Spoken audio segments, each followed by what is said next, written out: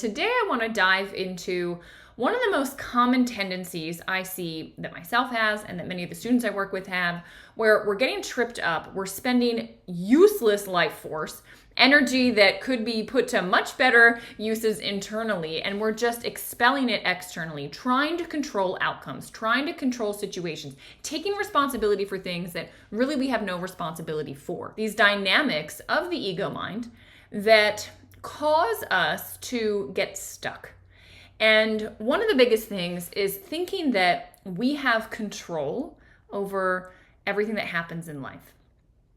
And I think sort of if you step back, you would say, no, Danielle, I understand that I don't have control over everything, but I would put forth that you act like you do.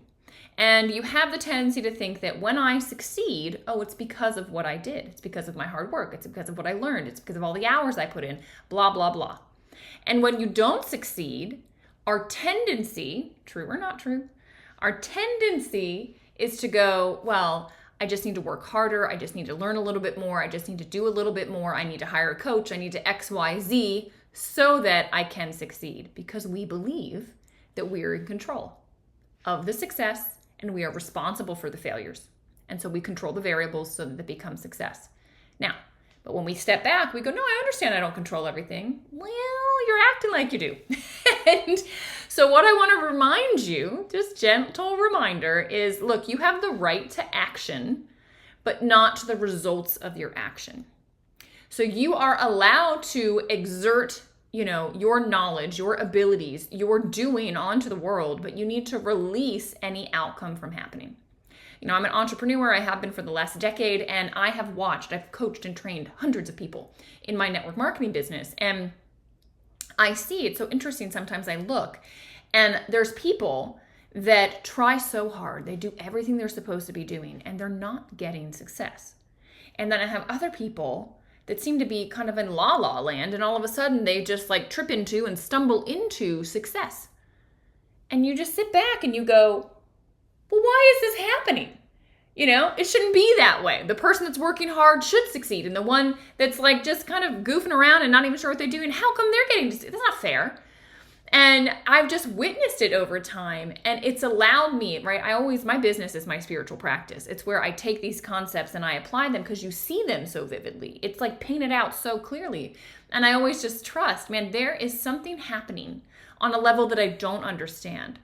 The divine order, right? The divine plan. It's like, look, that soul might be needing to learn a certain lesson where they need to let go of control. Maybe that soul that is doing all of the work and trying so hard, maybe the lesson they're supposed to be learning is to relax, to learn to flow with life, to stop trying to control everything.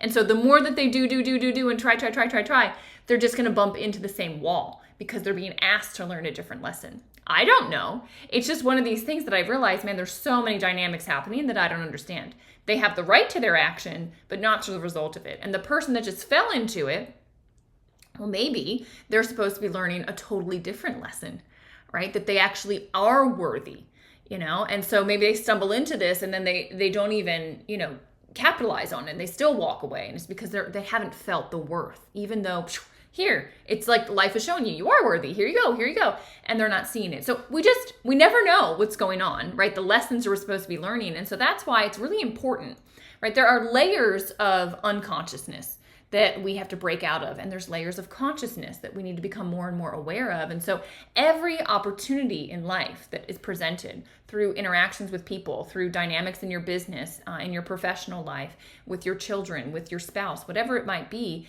everything is always helping to reveal lessons, things you're supposed to know, places where you're acting unconsciously, unaware.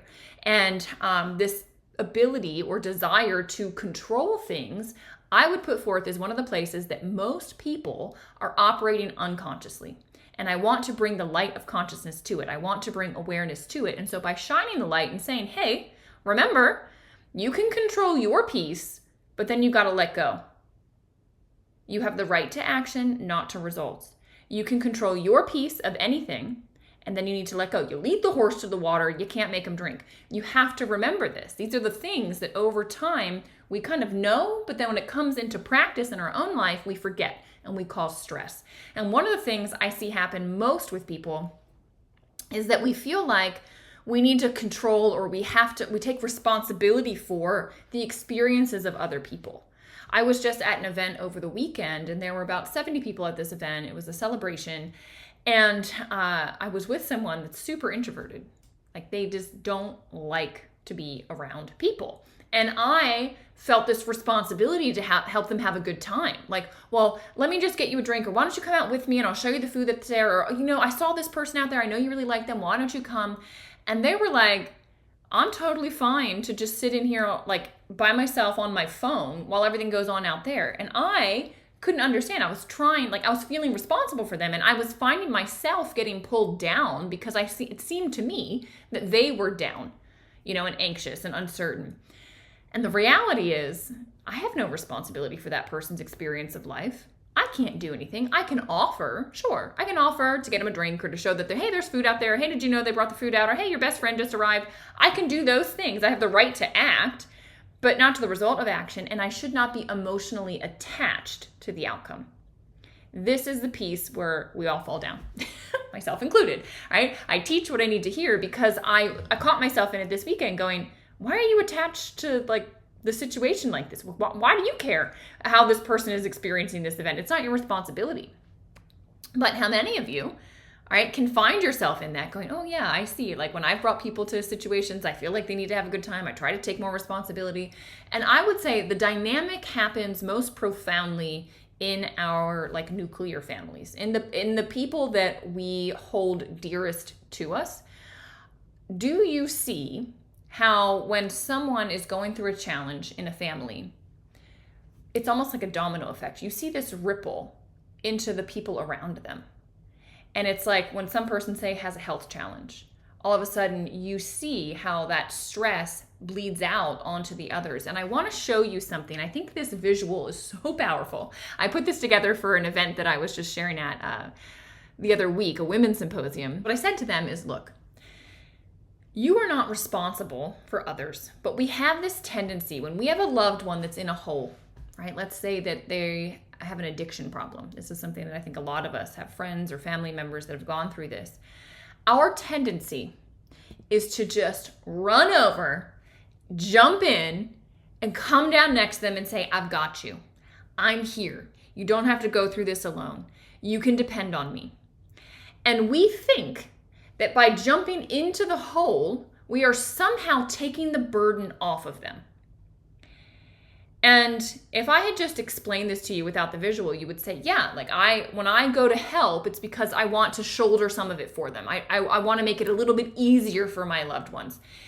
And the truth of the matter is, when you look at it this way, you can see, well, you didn't actually take the burden off of them. They're still in the hole. It's just now you've given the burden to yourself. You're also in the hole.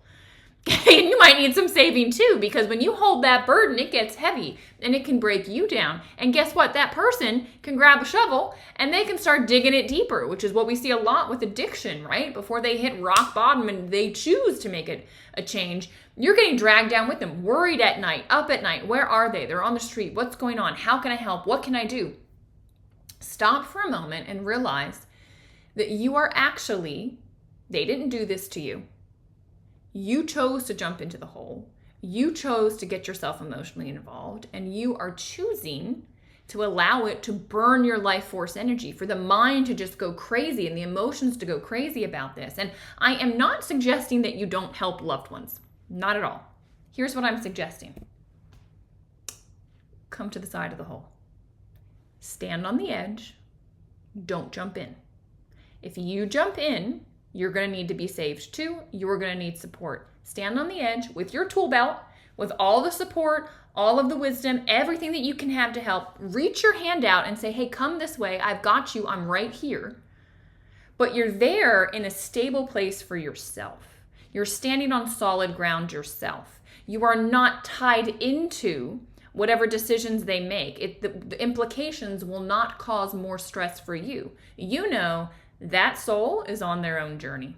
That soul is needing to learn a powerful lesson. And perhaps I can play some role in showing them towards, guiding towards a potential solution and a potential understanding that's deeper. But until they're ready, I can't make them get out of that hole. But as soon as they are ready, I'm going to be right here. and I'm going to have all my tools at my disposal to help. This visual hopefully will stay with you. I know it does with me, where I realized like over the weekend, I was like, oop, you're jumping into the hole. Like, get out of the hole. Now it's just a silly little example, but you'll watch it now. It's like dominoes in a family. You'll see people just jump in and it's like, well, it's all consuming. I can't do anything else. Well, so-and-so is dealing with this. They're dealing with it. You're not. Right? You're fine. Your health is okay. Yes, it might change the dynamics of how you're spending your time and what your day-to-day is going to look like and how they can be or not be in your life. But the truth of the matter is you're okay and you can accept everything like we talked about before. The number one trick of the ego is not accepting. It's resisting what's present. So stop resisting that someone's having a challenge. Accept that they are and just say, okay, they're learning something right now. What can I learn? And how can I be supportive? And what can I do that's going to allow me to be there, but not cause stress within my own being? This is huge. I see a lot of women getting into this because they feel like, well, I'm the nurturer. I'm the one that's supposed to help. I'm the one that's there for my family. I'm the one that's always counted on for my friends. I'm the confidant. Yes, stand on the edge of the hole. Don't jump in, and you can be there. All right, it's really, really, really important that you understand this. If you want to start to liberate yourself, when you can understand and master your inner world, so you can create peace internally no matter what the situation is externally, this is when you are liberated. You are free. Your conscious awareness is just there. You're not getting pulled into, the drama of the ego mind. Understand, there are things bigger than you at play.